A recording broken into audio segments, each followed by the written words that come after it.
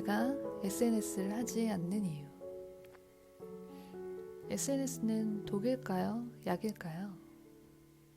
저는 페이스북과 인스타그램, 카카오 스토리와 같은 SNS를 하지 않습니다.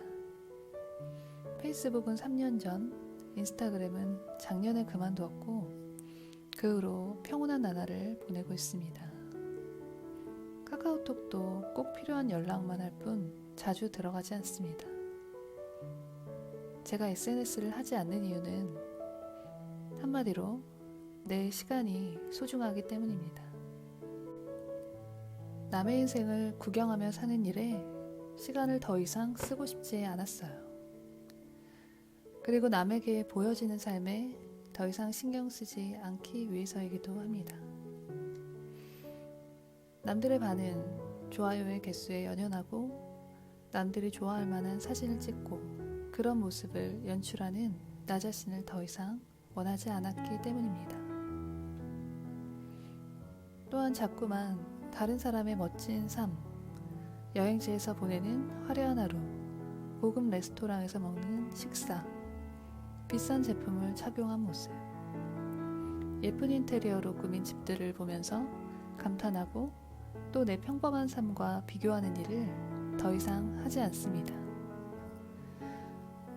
남이 얼마나 멋지고 대단한 삶을 살고 있든 남의 인생일 뿐이고 그보다 지금 내 하루하루 매 순간이 훨씬 소중한 가치를 가진다고 생각하니까요. 그리고 사실 저도 SNS를 했던 입장으로서 삶의 멋진 장면들만 올릴 뿐이지 현실의 고민과 문제들에 대해서는 절대로 올리지 않았어요. 후줄근한 옷을 입고 누워서 스마트폰을 보는 일상을 올리는 사람은 별로 없어요. 애인과 다투고 우울할수록 SNS에는 더 멋지고 예쁘게 나온 사진을 올리며 기분 전환을 하고 그 반응에 중독돼서 일부러 맛집을 찾아가서 돈을 쓰기도 했지요.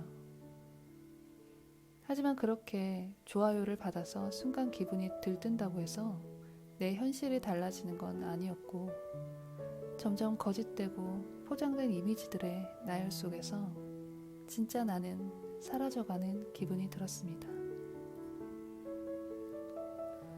좋아요를 많이 받아서 들뜨고 나면 그만큼의 좋아요를 또 받지 못했을 때 보통 때보다도 더 기분이 하락하는 업다운이 심해지게 돼요.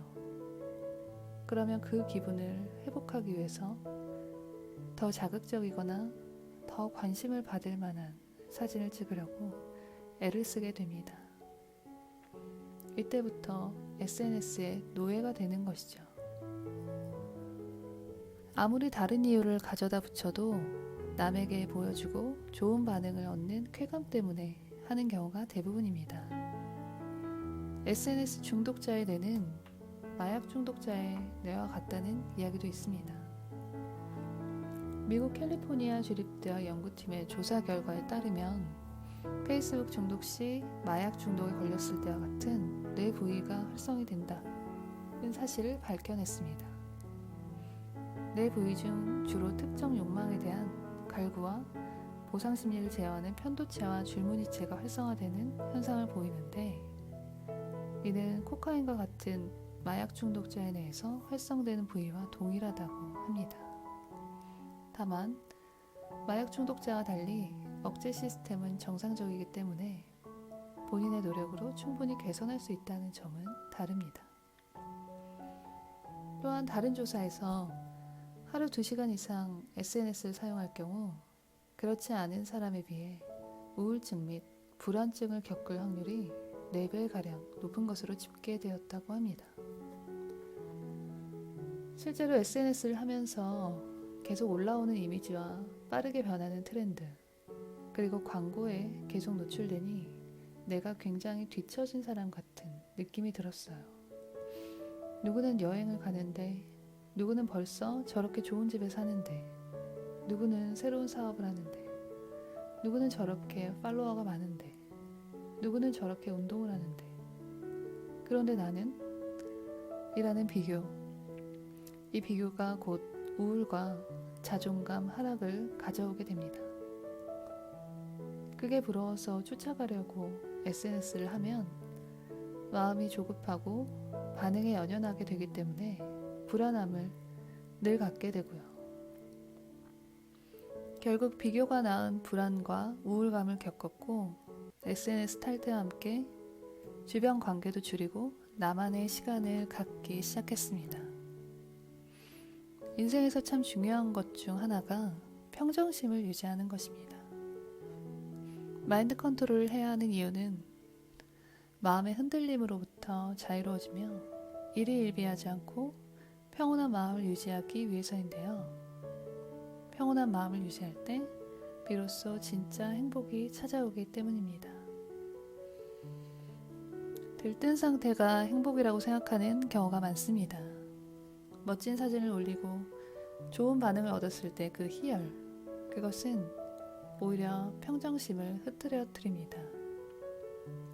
그 들뜸에 반응해서 평소와 다른 행동을 하기 시작한다면 그것이 바로 나 자신을 잃어버리는 시작이 됩니다.